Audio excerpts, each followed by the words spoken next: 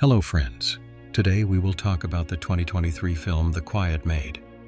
Anna got a job as a maid in a luxurious villa. The owner, Senora Andrea, showed her around the house and reminded her that, according to their agreement, she had to work without days off throughout August, and in the fall, she would be compensated for this time. Anna began her duties and prepared dinner. The whole family gathered at the table, thanking her for the delicious food and the flowers she had picked in the field that day. Her responsibilities included cleaning, maintaining the pool, washing cars, and other household tasks. When she gave some milk to a stray kitten, Senor Pedro became furious, fearing that the animal would get used to it. Anna lowered her head and promised it wouldn't happen again. Later, while ironing clothes, Anna called her mother and told her that her probation period would end in September. After signing all the necessary documents, she would be able to send money to her younger sister Eva for her education, which required significant expenses. While Anna was working, the owner's daughter, Claudia, was sunbathing by the pool. Every day, Anna was busy with numerous tasks. One day, the owner's son, Jacobo, caught her smoking and promised not to tell anyone. Anna usually did her work silently and never refused the owner's requests. One day, she met another maid, Gisela, who was also from Colombia. The girl brought a package, a kit for creating stone sculptures. They chatted a little before the guests arrived. During dinner, the hostess shared with the guests that she was satisfied with the new maid, though initially she had wanted to hire a Filipina instead of a Colombian. Senor Pedro remarked that Anna could put in more effort, but her culinary skills completely satisfied him. When no one was looking, the maids allowed themselves to taste some of the dishes. Gisela began imitating the way the owners spoke, which made Anna laugh. In her free time, Anna worked on creating sculptures, but most of the day she was occupied with work. One day she complained to Gisela about back pain, and Gisela gave her a painkiller. After 3 months of hard labor, Anna was utterly exhausted, but she couldn't afford to quit, as she had to send money for her sister's education. Moreover, Senora Andrea had promised to help her obtain a residence permit in Spain. However, Gisela explained that this was impossible without 2 years of residence in the country or family members there. Anna was not the first whom Andrea and Pedro had misled. Gisela advised her to be cautious with this family. Feeling disheartened, Anna continued with her duties, but now she observed the family's behavior more attentively. Soon she received news from her mother that Eva had successfully passed her entrance exams. This was wonderful news for Anna. While cleaning, she felt tempted to look through Jacobo's belongings, but his sudden appearance stopped her. Later, Jacobo and his friends relaxed in the yard, swam in the pool, and drank cocktails. Jacobo taught Anna how to make an Aperol spritz, which she served to the guys. Some of Jacobo's friends made inappropriate comments about Anna. She heard everything but couldn't stand up for herself, fearing she would lose her job. Later, as Anna continued her work, Claudia approached her and asked her to take a picture. She posed, showing off her toned figure. Feeling uncomfortable, Anna decided to talk to Senora Andrea about the residence permit. Anna trusted Gisela, who told her that obtaining a residence permit usually required a minimum of 2 years. Anna realized that stability in the future was crucial since she had to pay for her sister's education. Andrea assured her that if everything went well, they would help her process all the documents by September. Anna had no choice but to return to her duties, though doubts lingered in her mind. The owner's fascination with abstract art seemed strange to the maids, and Gisela couldn't resist joking about it, which made Anna laugh. They knew that Andrea was about to close a deal with a Japanese art collector, which would be the biggest business deal of her life. Gisela suggested that Anna go to the beach, but Anna reminded her of the owner's rule that forbade them from leaving the villa's grounds. Gisela objected, saying that the owners were going to a party that evening and wouldn't return early. In the end, Anna agreed. Gisela introduced her to her friends, Carmen and Luz, who suggested that she create a Tinder profile. At first, Anna was shy, but curiosity won, and on the way back, she asked Gisela more about the app. Gisela explained that through Tinder, one could find a man to their liking. Anna created a Tinder profile using a modest photo.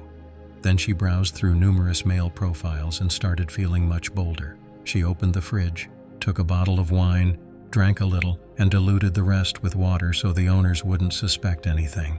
She also tried some delicious pastries.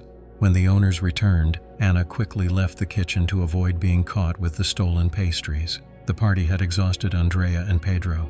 The woman remarked that the new maid had become too lazy, as the fridge was a mess. Luckily, no one saw Anna. The next day, Pedro gave Anna the task of getting rid of the stray kitten. She tried to say something, but Pedro didn't give her a chance. Andrea entered the kitchen and ordered her to prepare octopus according to a special recipe. Anna obediently nodded. She had no intention of getting rid of the kitten. Instead, she simply gave it some canned food. Later, Andrea complained about a headache, and Anna offered her a traditional soup from her home country, claiming that it would instantly relieve her pain. The soup didn't look appetizing to Andrea, but she decided to try it.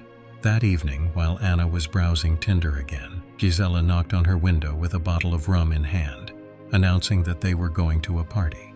Anna tried to refuse, saying that Senora Andrea wouldn't allow her to go and that she had nothing to wear, but Gisela wouldn't take no for an answer and handed her a sparkling evening dress. The girls went to the party, where they danced passionately and drank alcohol. Very quickly, Anna caught the attention of a guy who started flirting with her aggressively, but she rejected him, making it clear that she wasn't interested. This clearly surprised the guy, and he became even more persistent. Anna pushed him away sharply and left the party. The next morning, Pedro invited the maid to join them on a yacht trip. Anna tried to politely decline, citing household chores, but Pedro said that work could wait, since Anna worked hard and deserved some rest.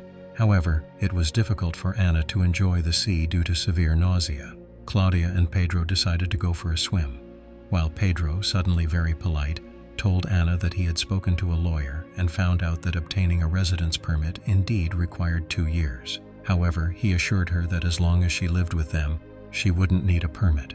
Additionally, they were willing to increase her salary by 10% starting next month. Thanking her employer, Anna tried to suppress her nausea, while Pedro was still obsessed with getting rid of the stray kitten and desperately needed someone to take care of it. The owners were planning to leave for a week, and Andrea gave the maid her salary a month in advance, reminding her of the important event with the Japanese client, which had to go perfectly.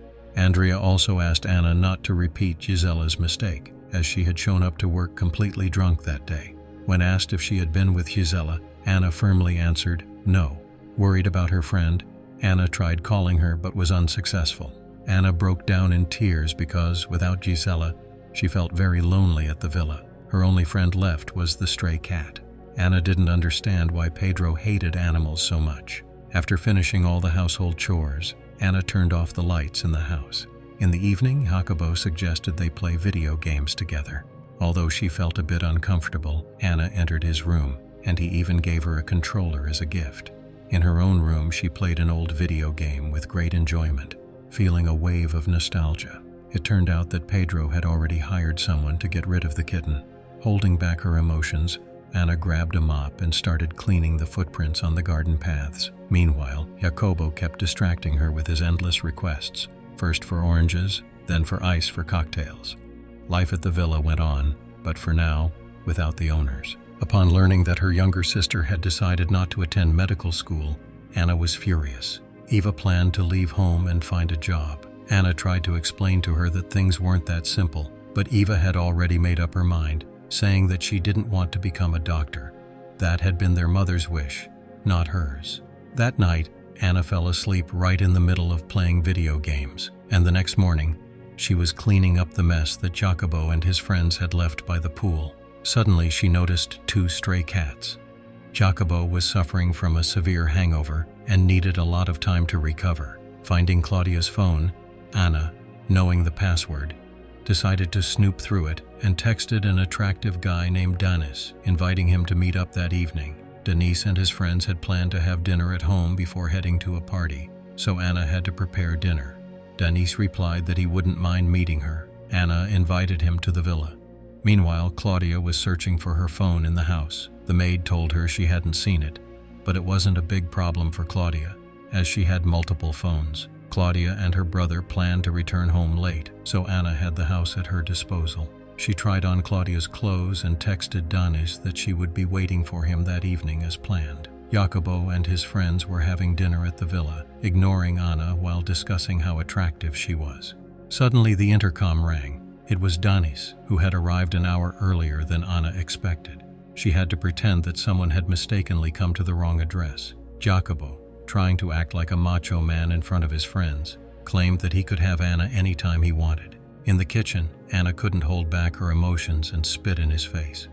Anna received a call from her mother, but had to ignore it because she was too busy. Later, her mother texted, asking for advice on how to convince Eva not to move to Spain. Anna promised to think about it. As the guys got drunker, their conversations became increasingly inappropriate.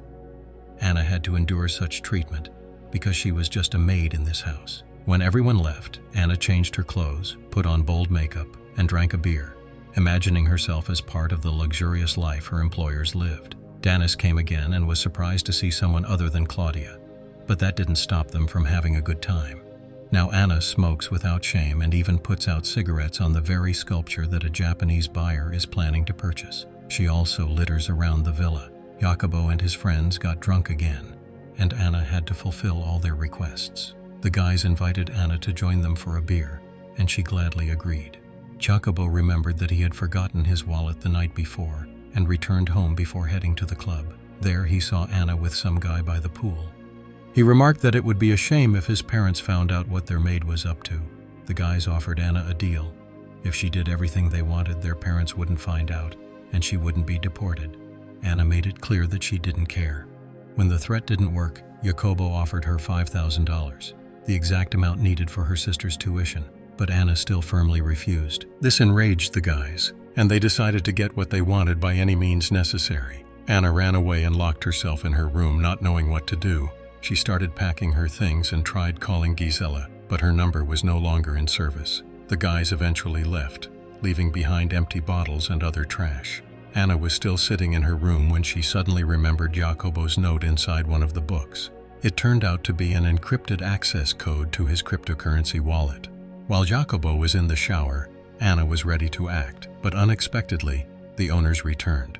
Andrea was furious about the mess in the house and yard, especially when she found out that the Japanese buyer was supposed to arrive in a few hours. Anna immediately started cleaning, but at this point, she no longer cared whether she lost her job or not. Looking out the window, she saw Pedro chasing away the stray cats.